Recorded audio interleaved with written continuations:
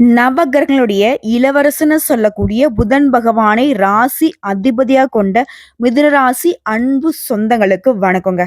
எல்லாரும் எப்படி இருக்கீங்க? கண்டிப்பா எல்லாரும் நல்லா இருப்பீங்கன்ற நம்பிக்கையோட இந்த பதிவை நான் தொடங்குறேன். அதுக்கு முன்னாடி இது நாள் வரைக்கும் நல்ல பரவாயில்ல.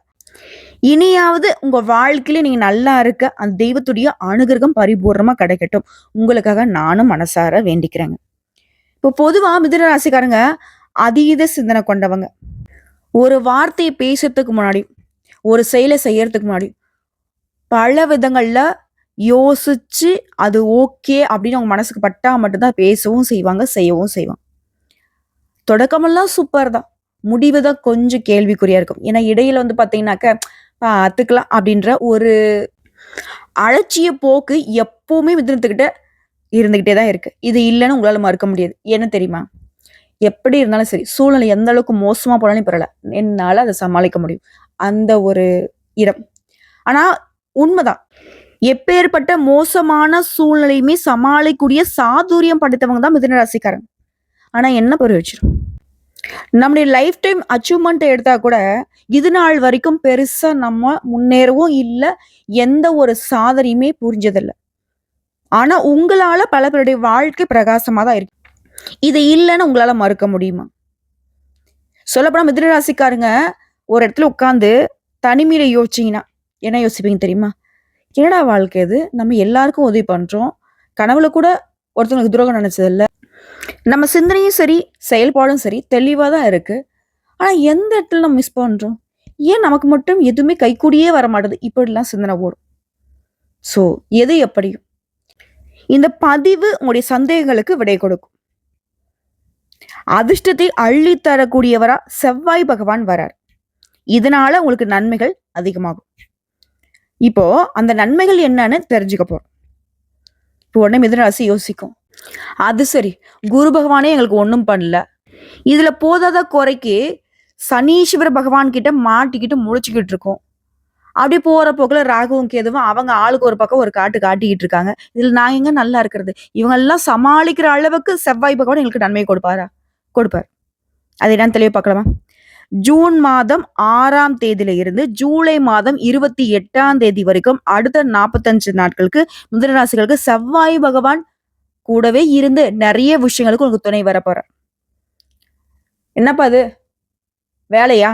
மிதுன ராசி கூட என்னப்பா அது? ஏதோ அதிர்ஷ்டம் போலையே. அது இதுக்கு கூட. அடுத்து என்ன? திருமண யோகமா? அது இவருக்கு கூட.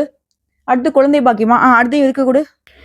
இப்படி ஒரு ஹோட்டல்ல உட்கார்ந்துகிட்டு நமக்கு தேவையான உணவுகள் எப்படி ஆர்டர் போடுறோமோ அந்த மாதிரி இவரால, அதாவது செவ்வாய் பகவான் பூமிக்காரகன்னு சொல்லக்கூடிய இவரால என்னென்னலாம் உங்களுக்கு நல்லது செய்ய முடியுமோ அத்தனையுமே உங்களுக்கு துணை இருந்து நல்லதை செய்ய போறார்.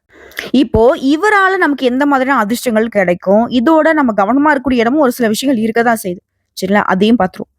செவ்வாய் பகவானை பொறுத்த வரைக்கும் நீதியை நிலைநாட்டக்கூடிய கிரகம். உலகத்தில் நடக்கூடிய ஒவ்வொரு சங்கடமான நிகழ்வுக்குமே இவர் தான் காரணகர்த்தா. அதை ஞாபகத்தில் வச்சுக்கோ.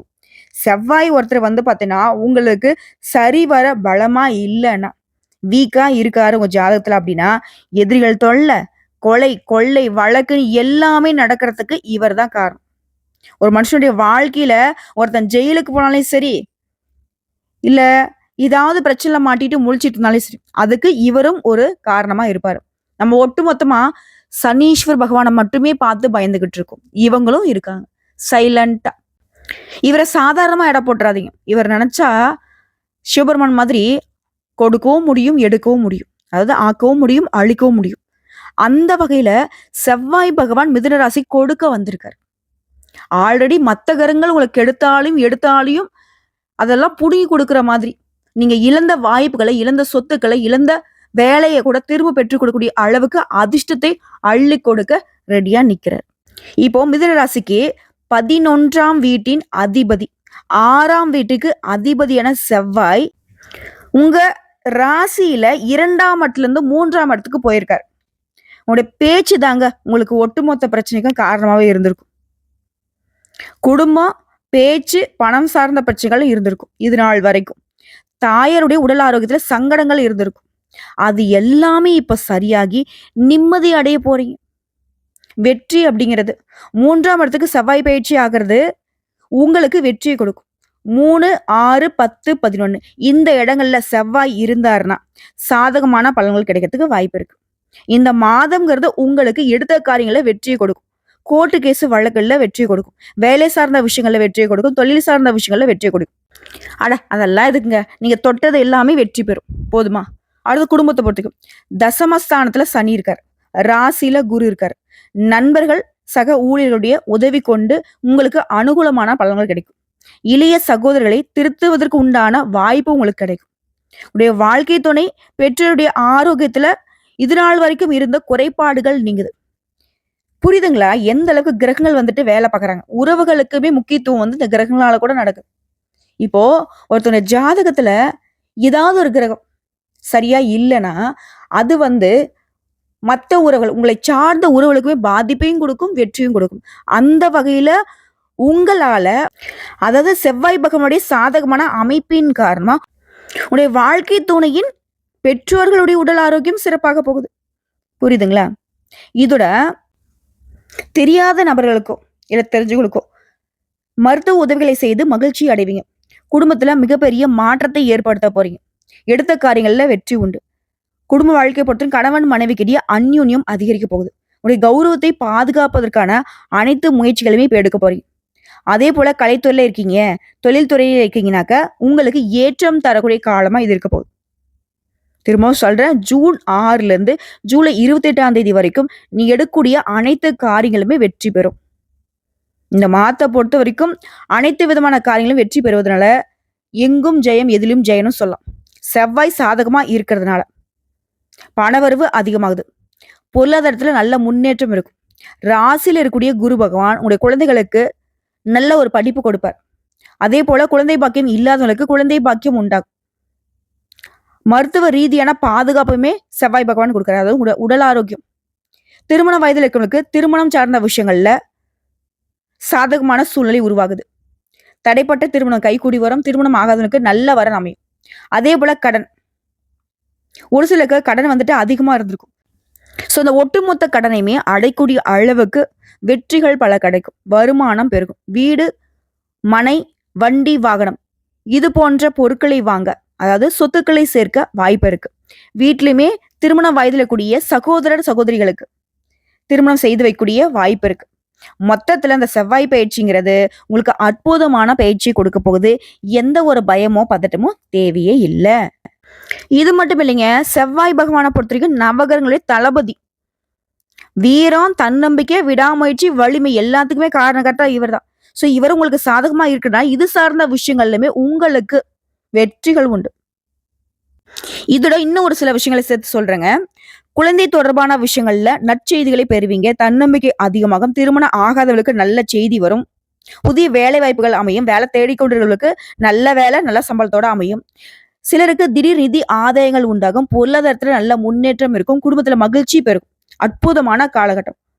இது எல்லாத்துக்கும் மேல செவ்வாய் பகவானால உங்களுக்கு நடக்கூடிய நல்லதை மட்டுமே சொல்லிட்டு இருந்தா இல்லையா, ஒரு விஷயத்துல மட்டும் எச்சரிக்கையா இருக்கணும்.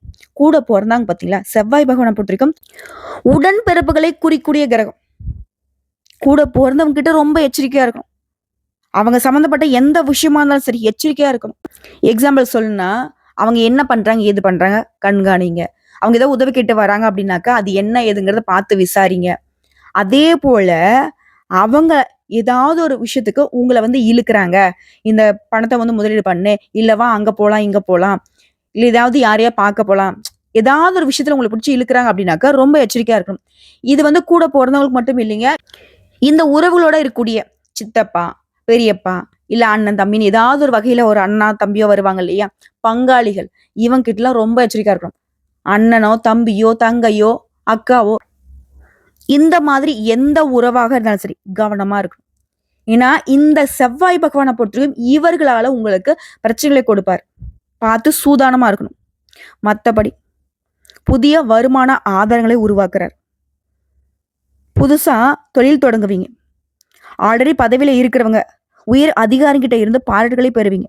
சிலருக்கு பதவி உயர்வு கிடைக்கிறதுக்கு வாய்ப்பு இருக்கு.